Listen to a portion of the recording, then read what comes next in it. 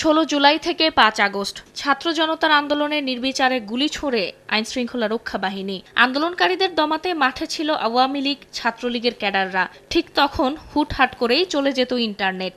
এ নিয়ে এক এক সময় এক এক কথা বলতেন তৎকালীন আইসিটি প্রতিমন্ত্রী জুনায়েদ আহমেদ পলক। কখনো বলা হয় সুইচে চাপ লেগে বন্ধ হয়ে গেছে, কখনো বলা হতো খাজা টাওয়ারের আগুনে মুঠোফোন ও ইন্টারনেট সেবা বিঘ্ন হয়েছে। 18 ডিসেম্বর জুলাই আগস্টের গণহত্যার মামলায় পলককে জিজ্ঞাসাবাদ করে ট্রাইব্যুনালের তদন্ত সংস্থা।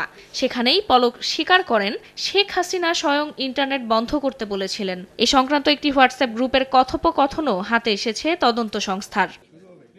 চিফ প্রসিকিউটর বলেন, গণহত্যা ধামাচাপা দিতেই বন্ধ করা হয়েছিল ইন্টারনেট বন্ধের যে নাটক করা হয়েছিল সেটি কোনো দুর্ঘটনা ছিল না। খায়ের টাওয়ার বা কোন টাওয়ারে আগুন লেগেছে এগুলোর কোনো ব্যাপারই ছিল না। সরাসরি প্রধানমন্ত্রীর কাছ থেকে নির্দেশনা আসার পরে তথ্য প্রতিমন্ত্রী নির্দেশ দিয়ে আইআইজি ইন্টারন্যাশনাল ইন্টারনেট গেটওয়ে, এই গেটওয়েদের একটা হোয়াটসঅ্যাপ গ্রুপ খোলা হয়। সেই গ্রুপে সরাসরি নির্দেশ দেওয়া হয় ইমিডিয়েটলি ইন্টারনেট শাটডাউন করো, এবং তাদেরকে এটা এনশিওর করতে বলা হয় যে করার পরে আবার জানাও যে ইট ইজ ডান। বৃহস্পতিবার ট্রাইব্যুনালে হাজির করা হয় সাবেক আইজিপি আব্দুল্লাহ আল মামুন, সাবেক সেনা কর্মকর্তা জিয়াউল আহসান সহ 8 জনকে। এর মধ্যে মামুন সহ 3 জনকে একদিন করে জিজ্ঞাসাবাদের অনুমতি দিয়েছেন বিশেষ ট্রাইব্যুনাল।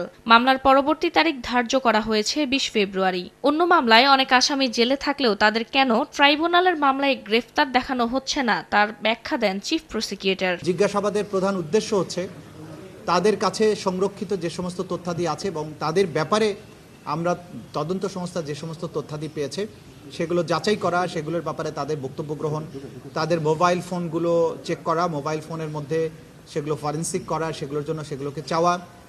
এই বিষয়গুলোর মাধ্যমে আমরা তদন্তে প্রাপ্ত তথ্যাদি ক্রস চেক করা এবং তাদের বক্তব্যটা জানা। আমরা যদি হাজার হাজার আসামিকে আমাদের আওতাভুক্ত করি তাহলে মূলত যাদের নেতৃত্বে এই গণহত্যা এবং মানবতা বিরোধী অপরাধ হয়েছে তাদের বিচার কার্য বিঘ্নিত হবে।